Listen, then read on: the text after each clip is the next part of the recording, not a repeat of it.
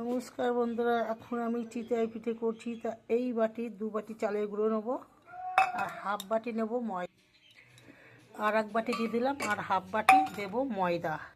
Half বাটি ময়দা দিয়েছি, আর স্বাদ মতন দেবো নুন, আর 1 প্যাকেট গুঁড়ো দুধ দিয়ে দিলাম, আমুল দুধ। এগুলো ভালো করে মাখিয়ে নিই। এবার উষ্ণ উষ্ণ গরম দিয়ে অল্প অল্প জল দেবো, আর ভালো করে মাখিয়ে নেব। বন্ধুরা, প্রায় 5-7 মিনিট ভালো করে মাখিয়ে নিয়েছি, চেটকিয়ে। এবার আমি 10 মিনিটের মতন চাপা দিয়ে রাখবো। দুধ বসিয়েছি, একটু চিনি দিয়ে দুধটার রসটা করে নেব। পিঠেগুলো দুধের মধ্যে ভিজাবো। দুধের মধ্যে 100 মতন চিনি দিয়ে দিলাম। দুধের মধ্যে 3টে ফাটানো এলাচ দিয়ে দিলাম। দুধটা নামিয়ে নিয়েছি। এবার আমি খেজুর গুড় খানিকটা দিয়ে দিলাম, ঝোলা গুড়, যাতে খুব ভালো গন্ধটা আসে।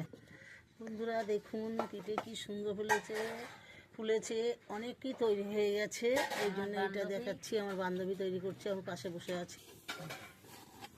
দাও, এবার দুধের মধ্যে ভিজিয়ে দিচ্ছি বন্ধুরা। আবার 1 খোলা দিয়ে দিচ্ছি বন্ধুরা। বাটির মধ্যে সব ভরে ভরে দিয়ে দিচ্ছি, চাপা দিয়ে রাখছি। সরার সাইডে একটু নাকড়া ভিজিয়ে দিয়ে দিয়েছি, যাতে পিঠেগুলো ভালো ফোলে। মা, কি দারুণ ফুলেছে।